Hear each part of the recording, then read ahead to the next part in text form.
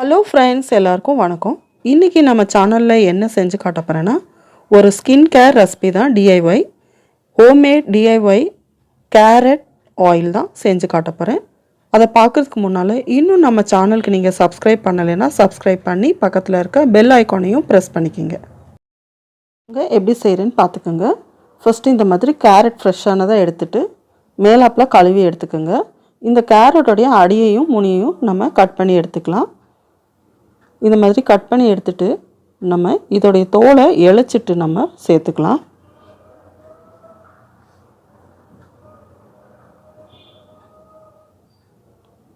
இந்த மாதிரி ஒரு பீலர் வச்சு நல்ல தோலெல்லாம் சீவி எடுத்துருங்க.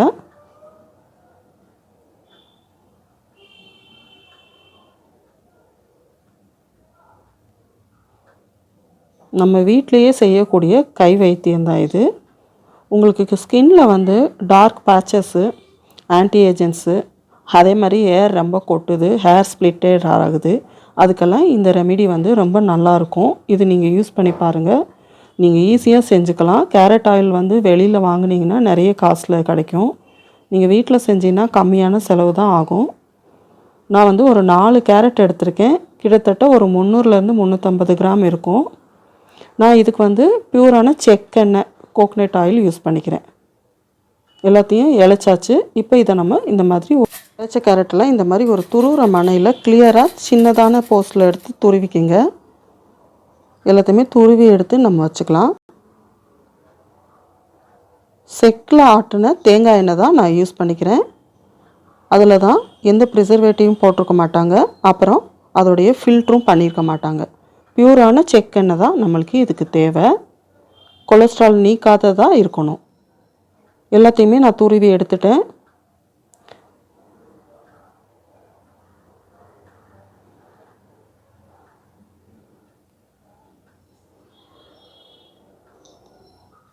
இதுதான் நான் சொன்ன தேங்காய் எண்ணெய். இது ஒரு 200 ml அளவுக்கு நான் எடுத்திருக்கேன். இதுக்கு நம்ம சில்வர் பாத்திரத்தில் தான் இதை சூடுபடுத்திக்கணும். இங்கே கிளைமேட் இன்னும் கொஞ்சம் கோல்டாகவே இருக்கிறனால எனக்கு கொஞ்சம் தேங்காய் எண்ணெய் உறைஞ்சாப்பில் இருக்குது. அதை நம்ம கொஞ்சம் மெல்ட் பண்ணிக்கிட்டு நம்ம துருவின கேரட்டை உள்ளே சேர்த்துக்கலாம். நான் கேரட் 350 கிராம் அளவுக்கு சேர்த்துக்கிறேன். எண்ணெய் எந்த அளவுக்கு எடுக்கிறீங்களோ அதில் டபுள், 1 மடங்கு கூட நீங்கள் கேரட் எடுத்துக்கணும்.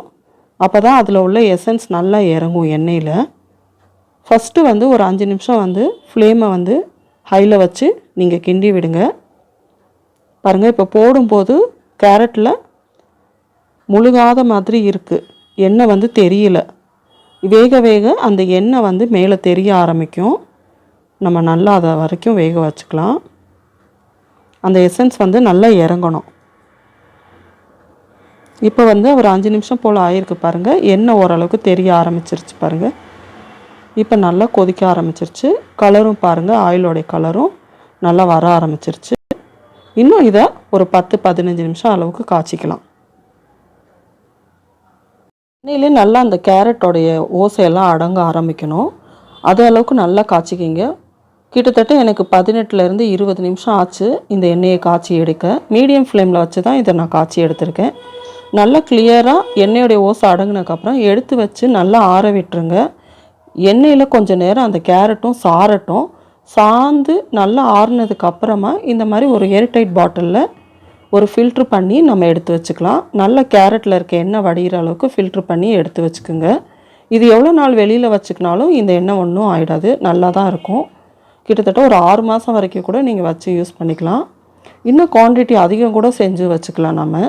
ஆனால் எண்ணெய் தேங்காய் எண்ணெய் செக்கில் ஆட்டின தேங்காய் எண்ணெய் தான் பயன்படுத்திக்கணும்.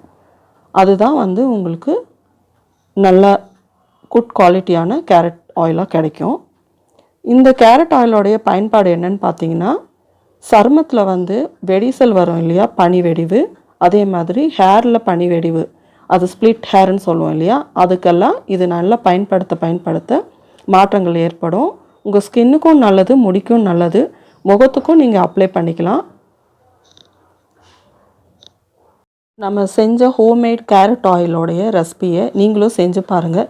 இதை டெய்லி நீங்கள் யூஸ் பண்ணுங்கள். ஹேருக்கும் முகத்துக்கும் மற்றபடி பாடி எல்லாத்துக்குமே நீங்கள் அப்ளை பண்ணிவிட்டு நல்லா ஸ்நானம் பண்ணிக்கோங்க. மறுபடிக்கும் நான் இதை சொல்கிறேன், இது வந்து நம்ம வீட்டிலேயே செஞ்சதுனால ரொம்ப ப்யூராகவும் இருக்கும். நல்ல ஒரு க்ளோனஸ் கிடைக்கும் உங்களுக்கு ஸ்கின்னுக்கும் ஹேருக்கும். ஹேர்லேயும் நல்லா ஷைனிங் கிடைக்கும், ஸ்ப்ளிட் ஹேரும் கம்மியாகும். இது மாதிரி நீங்களும் செஞ்சு பார்த்து பயனடைங்க. நம்ம சேனலை சப்போர்ட் பண்ணி சப்ஸ்கிரைப் பண்ணிக்கோங்க. இது போல் வீடியோ வேணால் பெல் ஐக்கானையும் ப்ரெஸ் பண்ணிக்கோங்க.